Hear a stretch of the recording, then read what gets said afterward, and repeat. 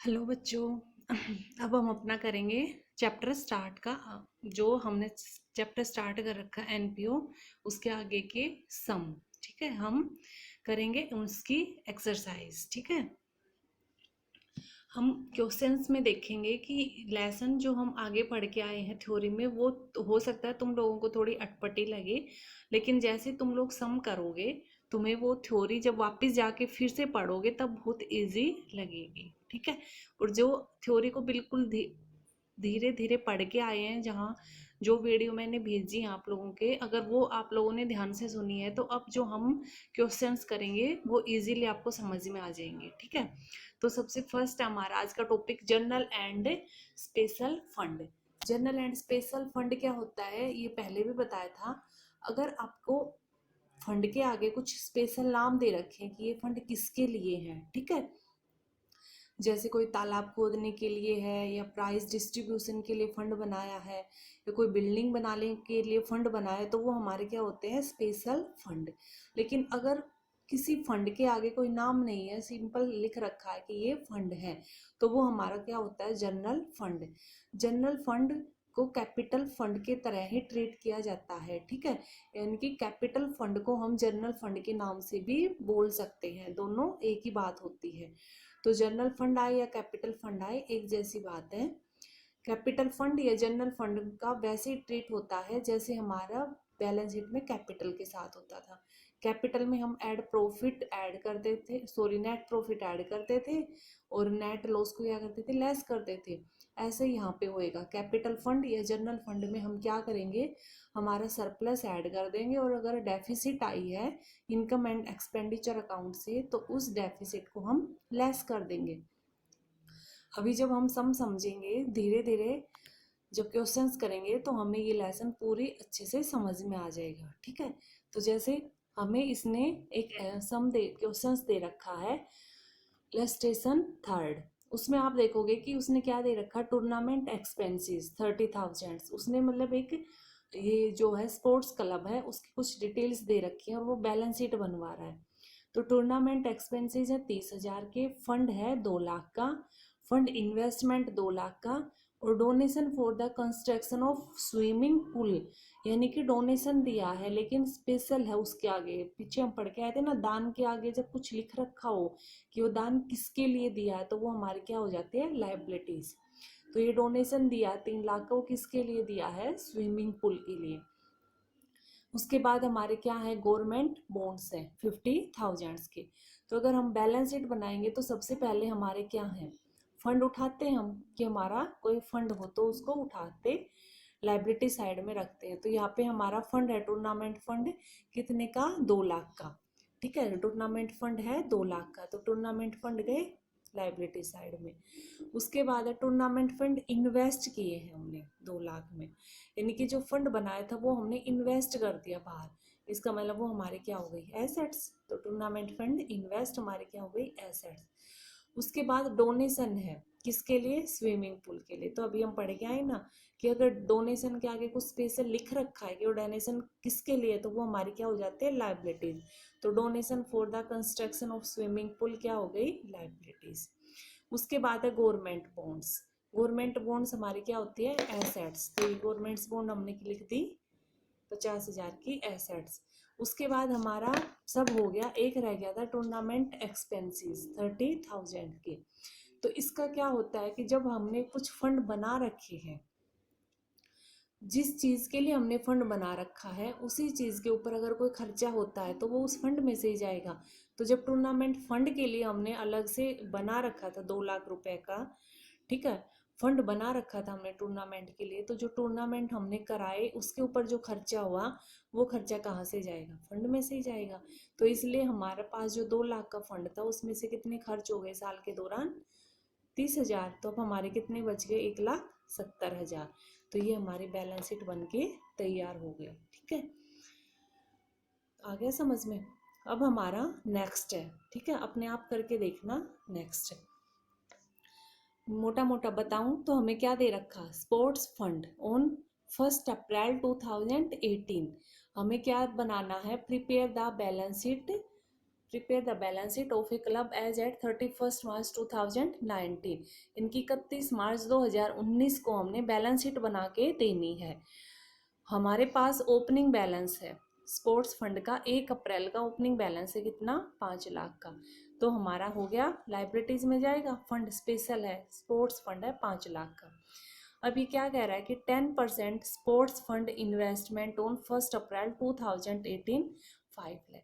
यानी कि जो हमने ये ऊपर स्पोर्ट्स फंड बना के आए हैं ना, ये सारे के सारे हमने क्या कर दिए, इन्वेस्ट कर दिए। तो ये इन्वेस्ट कर दिए तो ये हमारे क्या हो गए, स्पोर्ट्स फंड इन्वेस्टमेंट हमारी एसेट्स हो गई।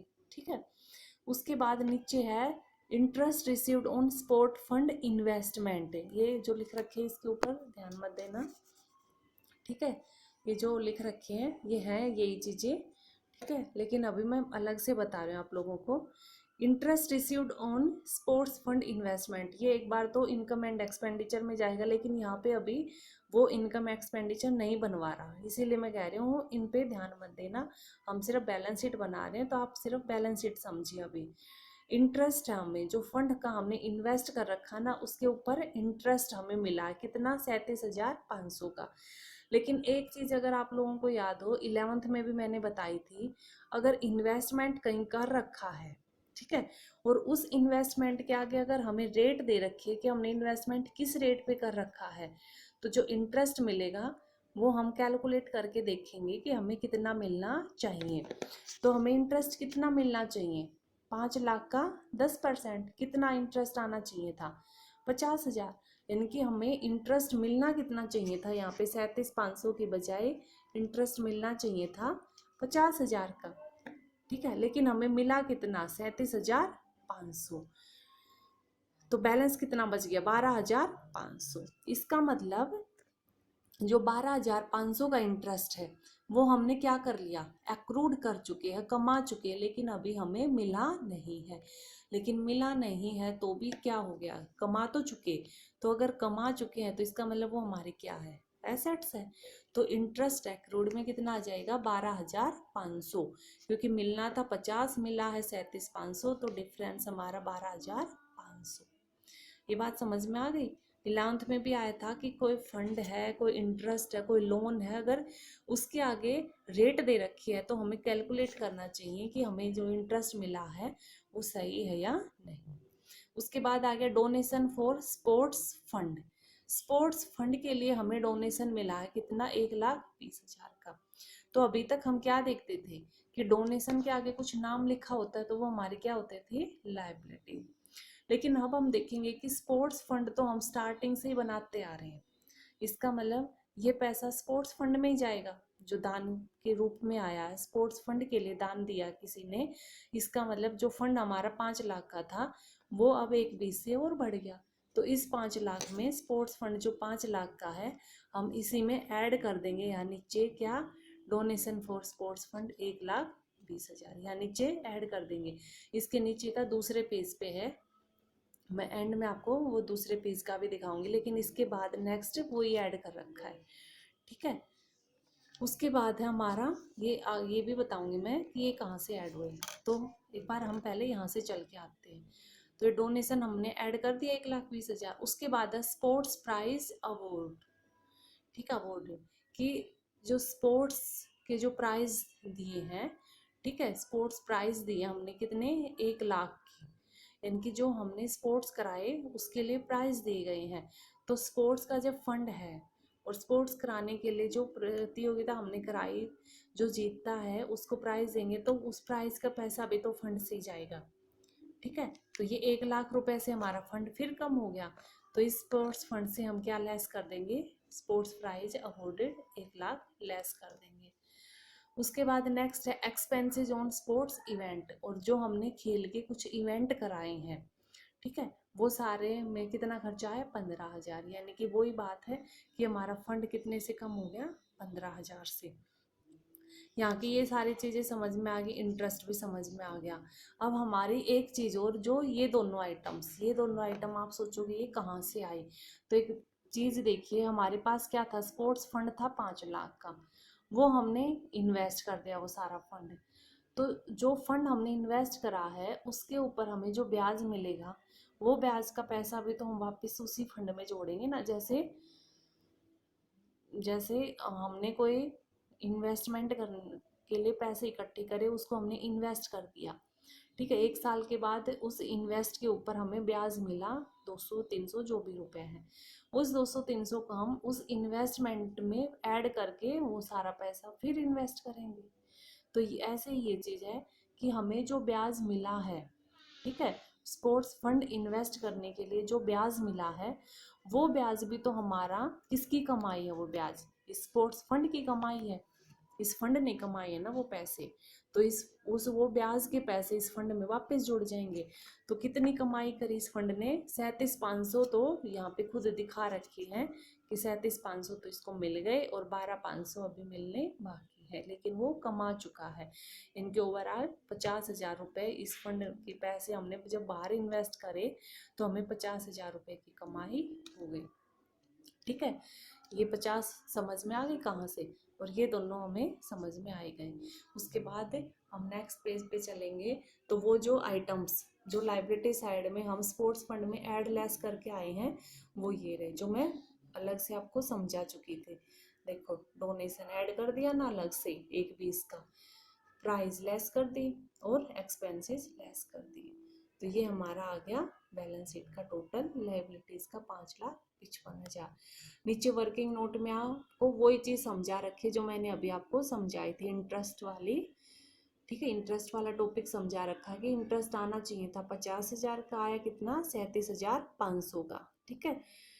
डिफरेंस कितना? 12,500। तो ये वही है जो मैंने अभी आपको समझाया है।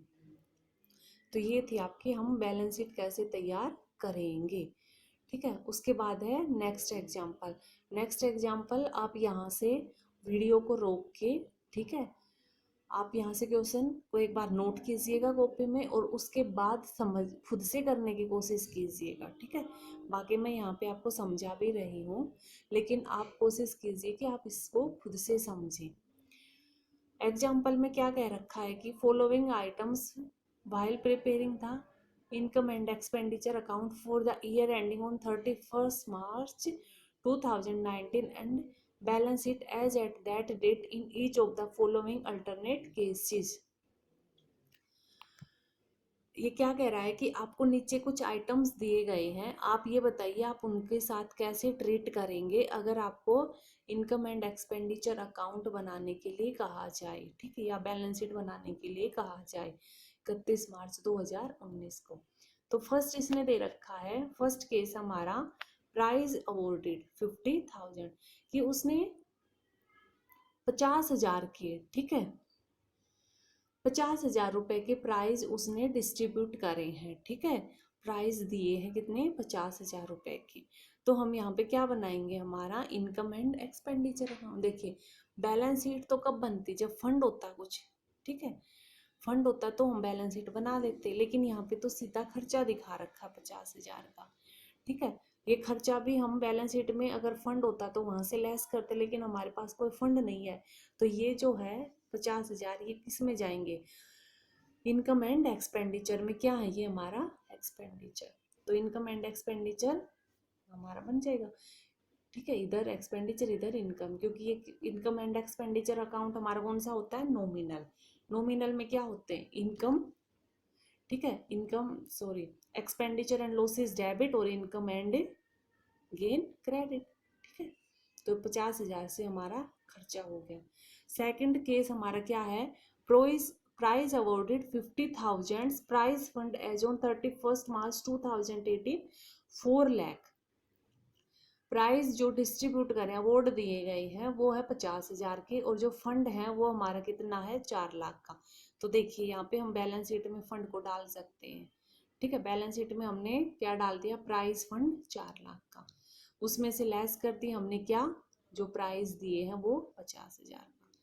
उसके बाद नीचे की लाइन है donation for prize received during the year 2018-19 72,000, और 18-19 के दौरान इस फंड में हमें डोनेशन भी मिला है कितना? 72,000 का। इसका मतलब जो हमारा 4 लाख का फंड था, अब उसमें 72,000 हमें और मिल गए। तो हमारी बैलेंस शीट क्या हो गई, प्राइस फंड 4 लाख, ऐड हो जाएंगे 72,000, क्योंकि 4 लाख हमारे पास पहले से थे, 72,000 और आ गए, लेकिन खर्चे कितने हो गए, 50,000 का। तो बैलेंस शीट में लायबिलिटीज में जाएगा 4, 72 हमें और फंड मिल गया, और 50,000 का हमारा प्राइस हो गए, तो बच गया कितना, 4,22,000।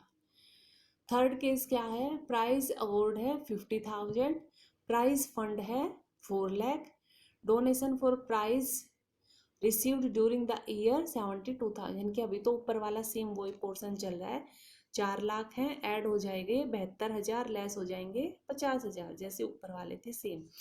एक पॉइंट नया जुड़ा इसमें कि prize fund investment as on 31 March 2018 4 lakh, interest received on prize fund investment रेस कितना 27,000, कि जो फंड था ना 31 मार्च 2018 को हमारा 4 लाख का, वो फंड हमने इन्वेस्ट कर दिया कब, 31 मार्च 2018 को ही, यानी कि जितना बैलेंस था वो सारा बैलेंस हमने क्या कर दिया, इन्वेस्ट 4 लाख। और कहाँ पे इन्वेस्ट किया, वो 9% वाले रेट पे, ठीक है। तो हमें ब्याज कितना आना था, 4 लाख का 9% 36,000, लेकिन हमें मिला कितना, 27। तो हमें क्या हुआ, 9,000 रुपये हमारे कहाँ गए ब्याज के, तो 9,000 हमारे कौन से हो गए, वो इंटरेस्ट एक्रूड, जो हम कमा चुके लेकिन मिले नहीं है। तो ये हमारी क्या हो गई, अगर हम बैलेंस शीट बनाए इसकी, ठीक है, तो बैलेंस शीट में हमने इन्वेस्ट करे 4 लाख, इंटरेस्ट एक्रूड हो गए 9,000, यानी कि हम कमा चुके लेकिन मिले नहीं है, ठीक है, 9,000। यहाँ पे प्राइस फंड 4 का था, 72 का नया डोनेशन आया था, 50 रुपए के हम प्राइस बांट चुके थे, और यहाँ पे ये क्या आ गया, 36,000 का हमें इंटरेस्ट मिलना है, जिसमें 27 का मिल चुका। आप चाहे तो इसको दो तरह से लिख सकते हो, 27 का मिल चुका, 9 का अभी इंटरेस्ट एक्रूड है मिलेगा, या इकट्ठा 36 का 36 भी दिखा सकते हो, ठीक है। तो ये थी हमारी बैलेंस शीट की हमें कैसे बनानी होती है। अब हमारा नेक्स्ट टॉपिक, अब यहाँ तो थे हमारा एक छोटे छोटे हम पॉइंट्स क्लियर कर रहे थे अभी, अब हमारे आएंगे अच्छे से सम, अब भी एक दो सम छोटे छोटे आएंगे, लेकिन उसके बाद जब पूरा अच्छे से सम आएंगे तब आपको ये चैप्टर पूरा अच्छे से समझ में आएगा, और आप देखोगे कि चैप्टर इजी भी बहुत है। तो मेनली इस चैप्टर में हम क्या बनाते हैं, 3 स्टेटमेंट्स, 3 विवरण बनते हैं, ठीक है। कौन कौन से, ओपनिंग बैलेंस शीट, कई बार हमें स्टेटमेंट ऐसे रफली दी होती है कि 1 तारीख को ये था, उसके बाद 31 मार्च को ये, तो हम एक बार ओपनिंग बैलेंस शीट बनाएंगे जो हम 11th में भी बना के आए थे, ठीक है। उसके बाद हम क्या बनाएंगे, अपना इनकम एंड एक्सपेंडिचर अकाउंट जो अभी हमने बनाया है, और उसके बाद क्लोजिंग बैलेंस शीट बनाएंगे, ठीक है। बैलेंस शीट बनाने का मेथड क्या है, इसमें क्या है कि सबसे पहले रिसिप्ट एंड पेमेंट खाते के डेबिट में हम सबसे पहले ओपनिंग बैलेंस या बैंक का शेष लिखेंगे, ठीक है।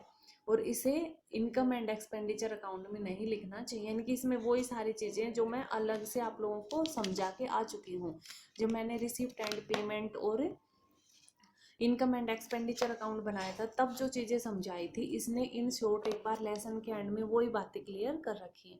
तो उसमें भी मैंने बताया था कि रिसिप्ट एंड पेमेंट अकाउंट जब बनाएंगे वो किससे बनता है, कैश या बैंक के बैलेंस से, लेकिन क्या, sorry, income and expenditure account में कैश और बैंक का कोई भी काम नहीं होता, वहाँ पे हम इनको नहीं दिखाते, ठीक है। उसके बाद रिसिप्ट एंड पेमेंट खाते की डेबिट में हम क्या बांटते हैं, रिसिप्ट, रिवेन्यू रिसिप्ट हो या चाहे कैपिटल रिसिप्ट हो, हम दोनों तरह की लिखते हैं, ठीक है। रिसिप्ट एंड पेमेंट में हम यूँ नहीं देखते कि वो रिवेन्यू है या कैपिटल है, लेकिन किस में देखते हैं, हम इनकम एंड एक्सपेंडिचर अकाउंट में देखते हैं। यहाँ पे हम सिर्फ कौन सी लेते हैं, रिवेन्यू आइटम्स ही लेते हैं, ठीक है। तो अगर हम देखें तो कैपिटल रिसिप्ट्स हमारे कौन सी हो गई, जो कभी कभी मिलने वाली थी, जो हम लेसन में पढ़ के भी आ चुकी हैं, और यहाँ जो इसने यहाँ पे भी बताई है, कौन सी है, आजीवन सदस्यता शुल्क, जो मैंने बताया था कि बंदा सिर्फ अपनी लाइफ में एक बार ही तो पैसा देगा, बाकी एक बार पैसा दे के वो लाइफ टाइम उसका सदस्य बन जाएगा, एंडोमेंट फंड रिसिप्ट, समर्पित निधि प्राप्ति, यानी कि किसी ने कोई दान कर दिया हो अपनी पूरी जमा पूंजी को, अपने किसी फंड को, या कोई विशेष दान जैसे स्पेशल दे रखा हो दान, जैसे डोनेशन के आगे कोई नाम हो कि वो डोनेशन किसके लिए दिया है। तो ये हमारी सारी क्या थी, कैपिटल आइटम्स। उसके बाद था लेगेसी, वसीयतनामे के अंतर्गत प्राप्त राशि, जो मैं अभी इनको क्लियर भी करके आ चुकी हूँ। तो ये हमारी है कैपिटल आइटम्स। उसके बाद सभी रिजर्व्स, ऑल रिजर्व्स, रिजर्व चाहे कौन से भी हो, ठीक है, चैरिटी फंड, मैच फंड, मतलब फंड जिसके एंड में जुड़ गया वो सारे भी हमारे किस में जाएंगे, सीधा बैलेंस शीट की लायबिलिटीज साइड में, ठीक है। यानी कि ये जो फंड होते हैं ये तो सीधा किस में जाते हैं, लायबिलिटीज में ही जाएंगे। क्योंकि एक बात बताइए, बैलेंस शीट के जो कैपिटल था उसको हम क्या ट्रेडिंग में लिखते थे, नहीं। प्रॉफिट एंड लॉस में लिखते थे, नहीं लिखते थे। कैपिटल सीधा कहाँ जाता था, बैलेंस शीट में ही जाता था, एंड में जो क्लोजिंग बैलेंस शीट बनाते थे उसी में। तो उसी तरह से फंड है, फंड भी हमारा सीधा बैलेंस शीट में ही जाएगा। उसके बाद हमारा आ जाएगा sales of assets. Sales of assets में हम क्या करेंगे कि हमने जो संपत्ति बेची है, ठीक है, कितने की बेची, जैसे हमने कोई संपत्ति 10,000 का फर्नीचर 11,000 में बेच दिया, ठीक है, तो हमें कितने का प्रॉफिट हो गया, 1,000 का। तो ये जो प्रॉफिट हुआ ये हमारा क्या है, रिवेन्यू रिसीव्ड है, ठीक है। लेकिन जो इसको बेचने से हमें जो नेट 10,000 रुपए का लाभ हुआ वो कौन सा, हमारा पूंजीगत प्राप्ति, क्योंकि हमने क्या बेचा, एक एसेट्स बेची है। तो एसेट्स को बेचने से जो पैसा मिला वो हमारी क्या, कैपिटल रिवेन्यू है, क्योंकि रोज तो हम एसेट्स बेचेंगे नहीं, ठीक है। तो ये 10,000 हमारी क्या है, रिवेन्यू रिसिप्ट्स है। तो इसको, इसके लिए हम क्या ट्रीट करेंगे, साल के एंड में जो हम बैलेंस शीट बनाएंगे उस टाइम पे जो हमारा फर्नीचर 50,000 का था ना, उस 50,000 में से हम क्या लेस कर देंगे, 10,000, क्योंकि इस 50 के फर्नीचर में से 10,000 का फर्नीचर तो हम बेच चुके।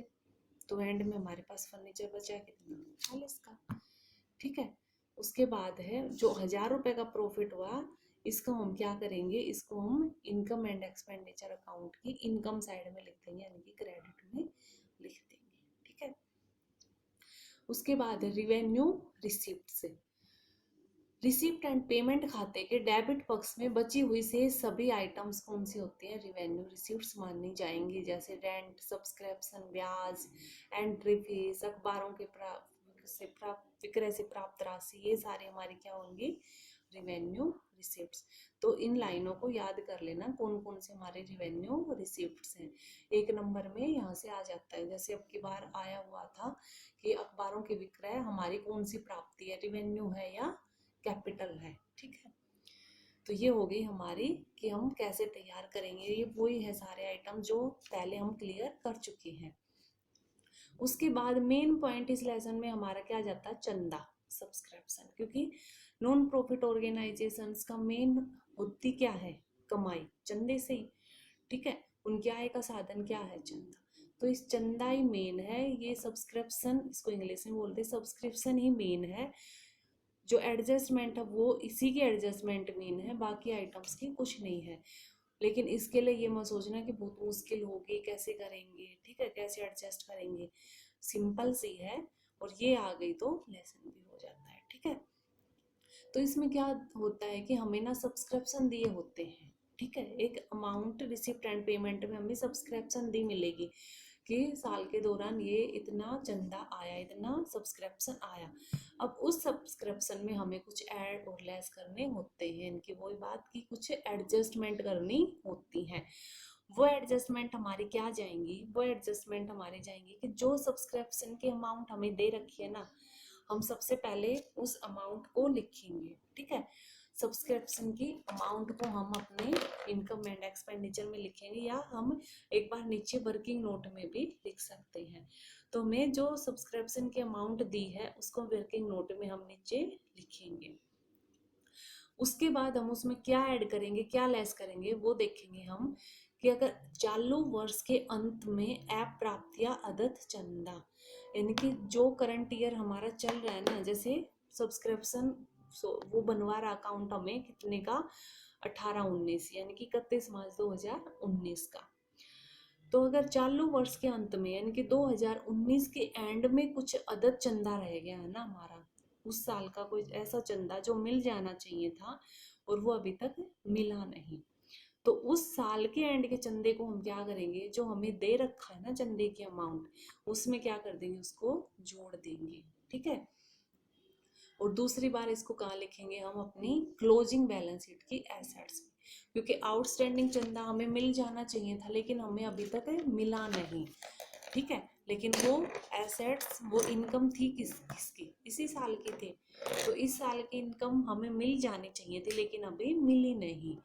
तो हम क्या करेंगे कि जो हमें सब्सक्रिप्शन दिया होगा, ठीक है, जो सब्सक्रिप्शन दिया होगा उसमें हम ऐड कर देंगे क्या, करंट ईयर का आउटस्टैंडिंग चंदा। ठीक है, आउटस्टैंडिंग सब्सक्रिप्शन, यानी कि हम सब्सक्रिप्शन जो भी दिया है उसमें ऐड कर देंगे कि इस साल का जो चंदा रह गया वो तो इसमें ऐड कीजिए, मिला नहीं है कोई बात नहीं, लेकिन है किसका, इसी साल का, और इस साल का है तो हमारे वो एसेट्स भी है। तो पॉइंट क्लियर। करंट ईयर के आखिर में जो रह गया चंदा उसको ऐड कर देंगे। सेकंड है, चालू वर्ष के प्रारंभ में अथवा पिछले वर्ष अप्राप्त या अदत्त चंदा।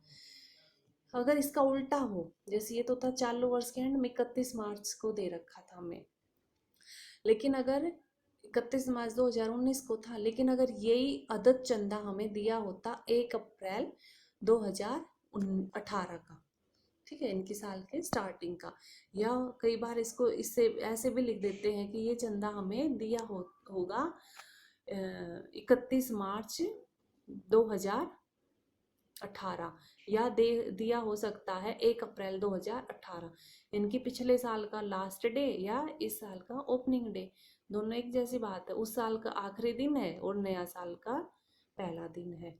ठीक है। तो चालू वर्ष के प्रारंभ में या पिछले वर्ष के एंड का अगर कोई चंदा दिया होता है तो ये हम क्या करेंगे, देखिए इस साल के स्टार्टिंग में ही हमें यूँ पता चल गया, जैसे साल खत्म होते 31 मार्च को 2018 में खत्म हो गया, ठीक है, 19 के लिए नया साल चल पड़ा 1 अप्रैल। ठीक है। तो 1 अप्रैल के स्टार्टिंग में हमें यूँ बता रहे हैं कि इतना चंदा अदत्त है, ठीक है, मिला नहीं है, तो अभी तो अप्रैल 2019 का साल तो 1 अप्रैल से चालू हुआ है, ठीक है, तो इस साल का अदत्त चंदा कैसे हो सकता है, इस साल का तो अभी आएगा, क्या पता सारे चंदा आ जाए, तो इसका मतलब जो साल के स्टार्टिंग में अदत्त चंदा दे रखा है, जो आउटस्टैंडिंग चंदा दे रखा है, इसका मतलब वो आउटस्टैंडिंग चंदा किसका था, पिछले वाले साल का। ठीक है, इस चीज़ को समझिए। अगर आपको समझाऊं मैं, तो अगर आपको, जैसे हमारा साल है 2000, हमारा साल खत्म हो रहा है 2019 को, ठीक है, 31 मार्च, तो अगर 31 मार्च 2019 को हम अकाउंट बना रहे हैं और हमें अदद चंदा दे रखा साल के स्टार्टिंग में, तो इसका ओपनिंग ईयर कौन सा होता है, कौन सा होता है, 1 अप्रैल 2018, 1 अप्रैल 2018 ओपनिंग ईयर होगा। तो हमें साल के शुरुआत में यूँ बता रहे हैं कि साल का अदद चंदा इतना था आउटस्टैंडिंग, हमें कैसे पता चल गया भाई, अभी तो साल स्टार्ट हुआ है, इसका मतलब जो 1 अप्रैल को अदद चंदा है ना, वो कहाँ से निकल के आया है, 31 मार्च 2018 से। ठीक है, कहाँ से निकल के आया है, 31 मार्च 2018 से। तो हमें 31 मार्च 2018 भी लिखा हो सकता है हमारे पास, या 1 अप्रैल 2018 भी, इसका मतलब ये वो चंदा है जो 2018 के दौरान आ जाना चाहिए था लेकिन अभी आया नहीं। तो इसका मतलब ये जो चंदा आया नहीं, ये इनकम किसकी है, 18-19 की, ठीक है, सॉरी 17-18 वाले साल की है ना इनकम, ठीक है, लेकिन आई नहीं है 31 मार्च 18 तक भी, तो आई नहीं, तो अदद तो है लेकिन हम 19 में तो नहीं ऐड कर सकते ना, ये इनकम 18-19 वाले साल की तो नहीं है ना। तो अगर हमें ऐसी कोई दी हो सब्सक्रिप्शन की अमाउंट, तो हम क्या कर देंगे, उसको लेस कर देंगे, कि जो सब्सक्रिप्शन की हमें टोटल अमाउंट दी है वहाँ से लेस कर देंगे। क्यों लेस करेंगे, क्योंकि टोटल का मतलब है कि हमें टोटल इस साल में कितना चंदा मिला। तो हम क्या मान के चलते हैं कि जो चंदा अदद था पिछले साल 31 मार्च तक आ जाना चाहिए था, और वो इस 31 मार्च तक नहीं आया तो हम मान के चलते हैं कि वो इस साल आ गया होगा। तो आ गया होगा तो जो टोटल सब्सक्रिप्शन हमें दिया होगा उसमें वो ऐड है। लेकिन हमें तो किसका चाहिए, सिर्फ करंट ईयर का चाहिए। तो हम पिछले साल वाला चंदा क्यों लेके चलें? तो इसमें जो ऐड है उसको हम क्या कर देंगे, लेस कर देंगे। ठीक है, तो ये हमारा हो गया। अगर करंट ईयर के एंड में आउटस्टैंडिंग है तो ऐड कर देंगे, स्टार्टिंग का है तो लेस कर देंगे। और स्टार्टिंग वाले को हम कहाँ दिखाएंगे, ओपनिंग बैलेंस शीट। ठीक है, ओपनिंग, ये हमारी एसेट्स तो है लेकिन कौन सी, ओपनिंग बैलेंस शीट की, क्योंकि साल के शुरुआत में ही ये हमारी संपत्ति थी। ओपनिंग तो थी लेकिन क्लोजिंग में नहीं है। थर्ड है, अगर चालू वर्ष के अंत में, करंट ईयर के एंड में अगले वर्ष के चंदे की अग्रिम अमाउंट प्राप्त हो गई हो, यानी कि 31 मार्च 2019 को हमें 2019-20 का, यानी कि 1 अप्रैल 2019 से 31 मार्च 2020 दूसरा साल चालू हो जाएगा। तो उस 19-20 का चंदा हमें अगर किस में मिल गया, 2019 में, 31 मार्च 2019 को अगर हमें मिल गया तो इसका मतलब इस सब्सक्रिप्शन में तो वो जुड़ गया। लेकिन वो जुड़ना नहीं चाहिए था, क्योंकि वो एक्चुअल में वो चंदा किसका है, अगले वाले साल का, अगले साल का। तो यहाँ से हम उसको क्या कर देंगे, वापस लेस कर देंगे। ठीक है, और तो ये हमारा क्या था, ये प्रीपेड सब्सक्रिप्शन था, हमें टाइम से पहले मिल गया। तो प्रीपेड जो टाइम से पहले मिल जाती है वो चीज़ हमारी क्या होती है, दायित्व। तो एक बार सब्सक्रिप्शन से लेस कर देंगे और बैलेंस शीट में, क्लोजिंग बैलेंस शीट में हमारी क्या हो गई, ये दायित्व, लायबिलिटीज। ठीक है, उसके बाद इसका उल्टा भी हो सकता है। अगर चालू वर्ष के प्रारंभ में अथवा पिछले वर्ष के, जैसे हमारा साल स्टार्ट हुआ था 1 अप्रैल 2018 से, खत्म हुआ 31 मार्च 2019। तो अगर हमें 1 अप्रैल 2018 को ही, ठीक है, या फिर हमें 31 मार्च 2018 को कुछ एडवांस चंदे की अमाउंट दी गई होती तो वो हमारा क्या होता, वो चंदा हमारा इसी साल का था। जैसे हमारा साल स्टार्ट होना है 1 अप्रैल को, ठीक है, 2018, खत्म होएगा कब, 31 मार्च 2019। तो अगर हमें 1 अप्रैल 2018 को कुछ एडवांस चंदा की अमाउंट दे रखी है, या फिर 31 मार्च 2018 के कुछ अमाउंट डेट के आगे लिख रखा कि एडवांस अमाउंट, तो इसका मतलब ये एडवांस किसके लिए है, 18-19 के साल के लिए, क्योंकि 31 मार्च 2019 को तो साल खत्म ही हो गया और 1 अप्रैल से साल स्टार्ट हुआ है। तो इसका मतलब साल के शुरुआत में एडवांस मिल गया, किसका, पूरे साल का।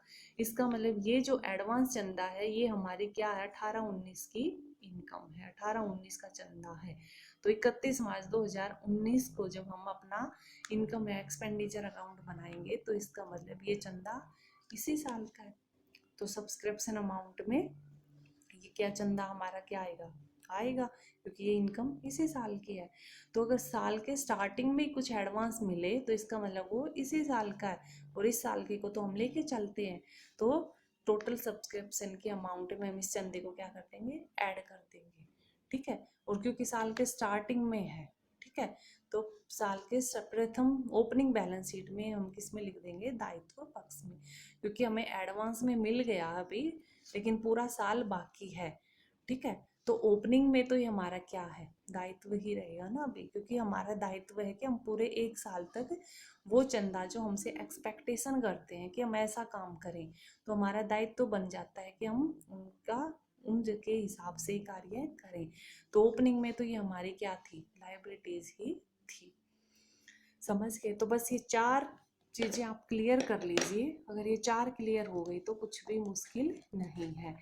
ठीक है, 4 चीज़ें क्लियर होने के बाद, तो इन शॉर्ट में अगर मैं आपको बताऊं ये सब्सक्रिप्शन क्या है, ठीक है, कैसे याद करना है, तो देखिए आपको सब्सक्रिप्शन की अमाउंट दी मिलेगी, ठीक है, उसमें ऐड कर दीजिए करंट ईयर के एंड का आउटस्टैंडिंग सब्सक्रिप्शन, चालू ईयर के एंड का, कि साल के आखिर में कुछ चंदा रह गया जो हमें नहीं मिला, इसका मतलब चालू था, अदत रह गई, इसका मतलब वो चंदा था तो किसका, इसी साल का था, लेकिन अदत रह गया, मिला नहीं। लेकिन मिल तो जाना चाहिए था, तो हम वापस इसमें ऐड कर देंगे क्योंकि ये चंदा इसी साल का था।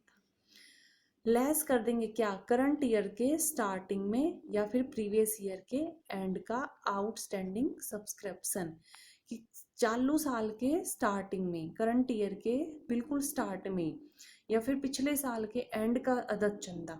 इसका मतलब ये चंदा हमें मिला तो इस साल है, लेकिन ये हमारा था नहीं इस साल का, ये किसका था, ये पिछले साल का था।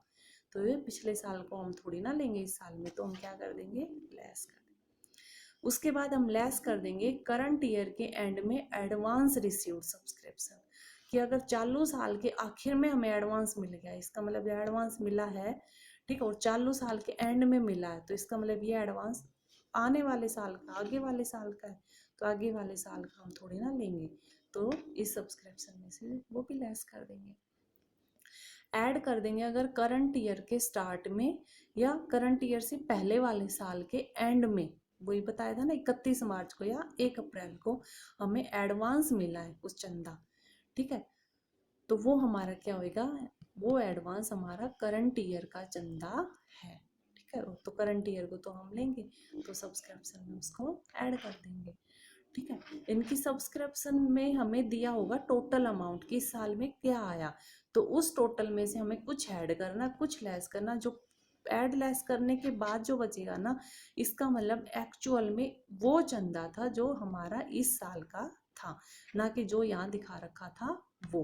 तो ये जो है, ये 4 अमाउंट, ये 4 लाइनें हैं, अगर आप इनको याद कर लोगे, 2-4 बार ट्राई कीजिए, बहुत सिंपल है, ठीक है, बहुत सिंपल है, याद कीजिएगा ये 4 लाइनें, ये याद हो गई तो आधा लेसन हो जाएगा, ठीक है। आज के लिए सिर्फ इतना ही, अच्छे से आप लोग समझिए इस लेसन को, ठीक है, आगे स्टार्ट करेंगे कल।